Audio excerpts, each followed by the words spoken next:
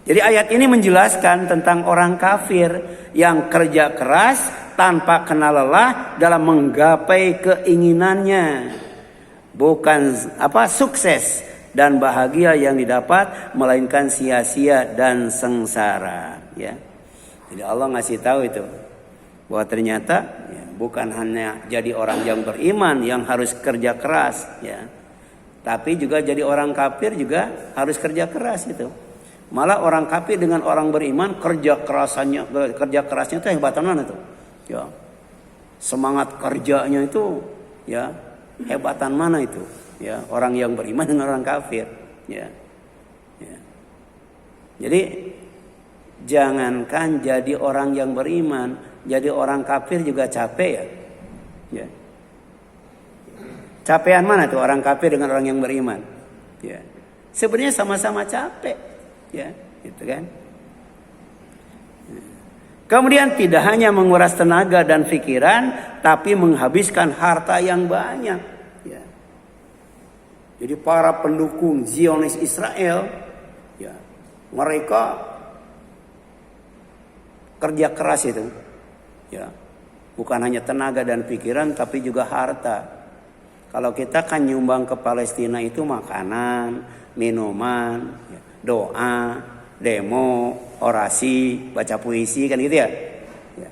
Bisa nggak kita ngirim senjata kepada mereka? Nggak bisa. Apalagi ngirim tentara itu, ya. Tapi mereka kirim makanan, kirim minuman, kirim pakaian, ya, kemudian kirim senjata, kirim tentara, ya, gitu. Kira-kira biayanya gedean mana itu? Ya. Gitu. Sekarang kalau ngirim peluru saja, ya, ya, kan sekarang peluru itu satu kali ditembakkan berapa itu memuntahkan peluru, ya, harga senjatanya berapa, kemudian harga pelurunya berapa. Kira-kira peluru dengan buras mahalan mana ya? Ya, gitu. Kita ngirim makanan, mereka ngirim senjata, apalagi nuklir kan. Ya. Kemudian tank, pesawat, wow, itu harganya mahal-mahal tuh. Coba kalau kita ngirim pesawat, ngirim tank, ngirim senjata, kira-kira seimbang gitu? Seimbang nggak tuh? Seimbang, ya. Tapi yang terjadi kan tidak seimbang. Ya. Apalagi mereka tidak menggunakan adab dalam berperang. Ya. Yang diperangi oleh mereka itu bukan tentara saja, sipil juga diperangi. Bahkan fasilitas umum juga dirusak. Dalam Islam tidak boleh seperti itu. Dan itu adalah bentuk kezaliman. Tapi terlepas daripada itu, mereka banyak mengeluarkan tenaga, pikiran, dan harta.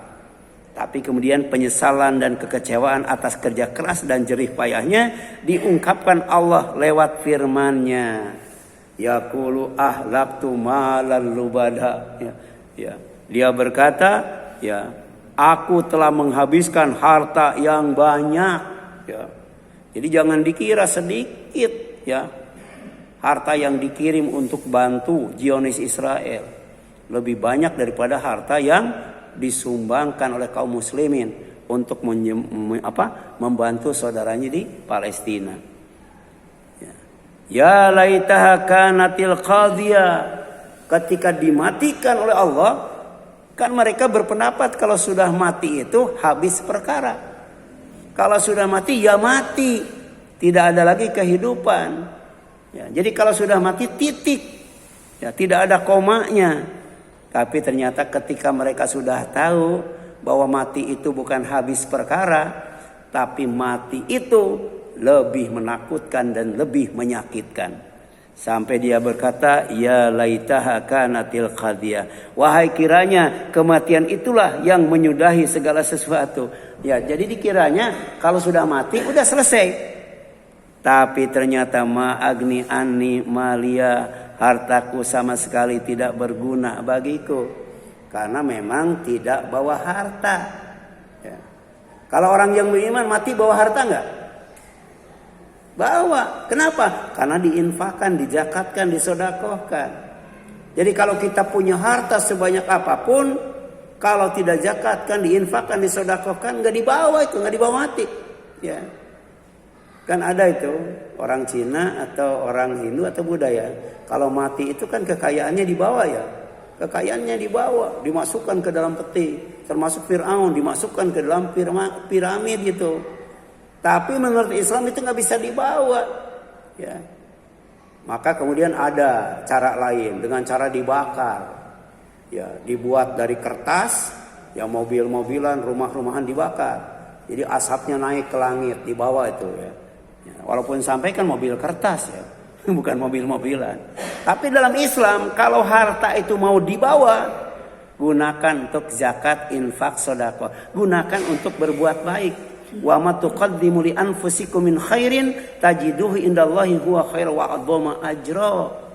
Jadi kalau kita berbuat baik ya, maka kemudian engkau akan dapati, kita akan dapati di sisi Allah dengan yang lebih besar dan lebih baik itu. Lebih baik dan lebih besar pahalanya. Ya. Maka kemudian kenapa Nabi itu tidak mewariskan harta, tapi Nabi itu mewariskan ilmu. Karena harta itu pasti habis.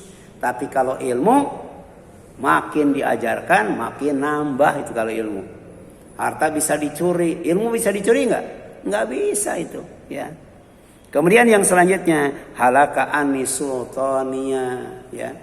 Bukan hanya harta, ya, tapi kemudian kekuasaan juga tidak bisa membantu, ya. Karena tadi wala yatasalun fala ansaba bainahum, ya. Enggak bisa itu.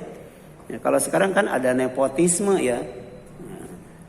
Jadi semakin dekat, ya, ikatan keluarga, maka semakin kuat, ya, untuk menggapai sesuatu, ya. Jadi kekuasaanku telah hilang dariku, ya. Karena di sana tidak ada lagi yang namanya penguasa selain Allah.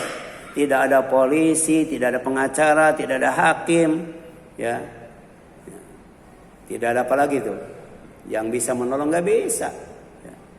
Kalau di dunia asal punya harta, punya kekayaan, bisa tuh polisi membantu, pengacara membantu, hakim membantu. Ya. Tapi nanti fala ansaba wa bainahum wala yatasaalun. Ya. Kemudian yang